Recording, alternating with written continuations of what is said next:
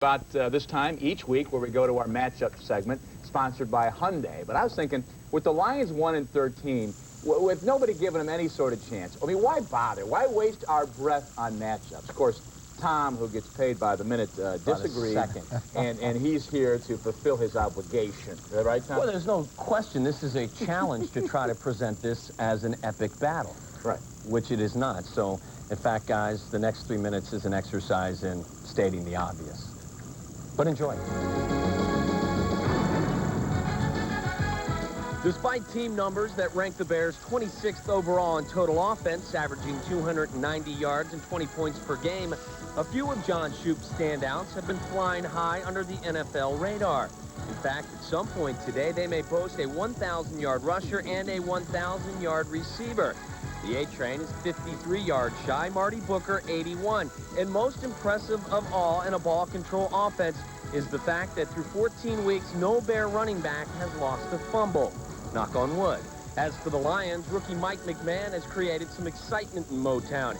Yes, he has a good arm, is athletic, and runs with it, but he's also prone to a host of rookie mistakes. He's also injured, which means you may see Ty Detmer, and that's not a bad thing for Bear fans. Unfortunately, no Lions quarterback has had much support in the running game, as James Stewart has been banged up all season. The Bears get the edge on offense. Defensively, it has all come together for the new monsters of the Midway. Opposing coordinators have all but abandoned the run as Big Ted and Large Keith have held teams to a paltry 83 yards per Sunday on the ground. And that missing pass rush? Well, quietly, Phil Daniels has registered 8 takedowns, Rosie Colvin 9, and as a team, they've sacked 38 quarterbacks. Obviously, the interceptions have followed. Injuries have taken their toll on the Lions' D. They've had trouble in all areas. Soft against the run, generous against the pass. They like to commit penalties, and they don't create many turnovers. Other than that, they're solid. Big Edge Bears. They kick, they punt, they return, they cover, and now they pass and catch. How about those Bears special teamers? This crew has more than played their part in a magical season. Advantage Bears. Per usual, the key to another Bears victory rests squarely on the shoulders of Anthony Thomas. He will try to wear down Chris Claiborne and the rest of the Lions D that allows 129 rushing yards per game.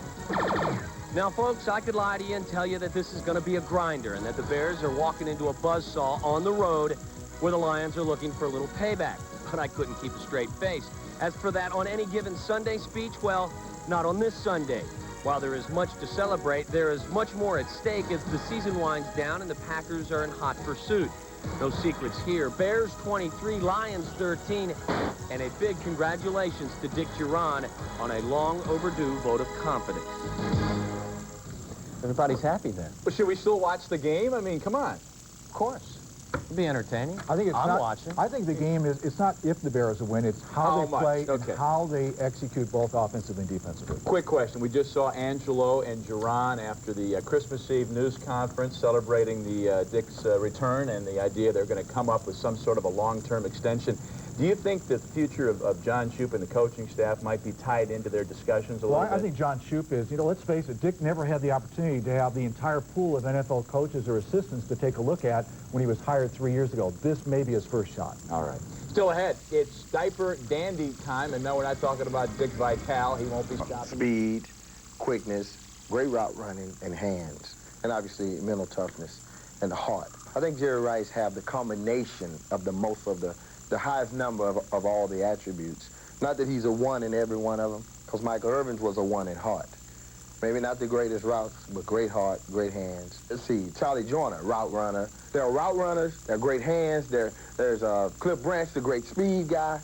But the guy who says I have the combination of the most of the attributes that it takes, you have to give it to Jerry Rice. He joined the Redskins as a rookie. Your quickness, I mean, made everybody, receivers, myself, everybody work with you a lot better, and I appreciate that. But also, what was the hardest thing for you to learn when you came into this league as a young kid?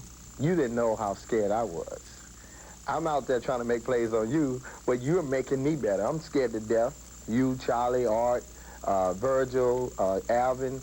I'd go to my dormitory in training camp, and I'd just be hitting my head on the wall. So we didn't know what each other was thinking. You're saying, man, this guy is great, and I'm thinking, man, I can't play with these guys. But what helped me, I think, is I'm not just saying this because you said it, but I think you guys helped me become great. You made a great point, and I'm curious about it. 19 years, you've seen it all. Hopefully 20, maybe 21. No, sir. There will be no 21. There will be no 21. That's a definite. Take it to the bank, period.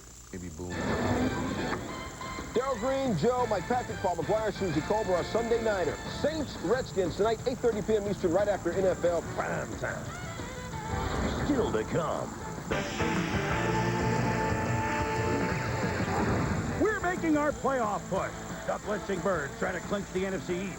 Would they end the G-Men jinx and avoid Strahan's wrath? The Steel Curtain tries to stop the Bungles in OT, while the Cowboys try to shock the Niners in Big D. Can anyone stop Michael? Chicago continues to roll through the NFC Norris. Could the Vikes do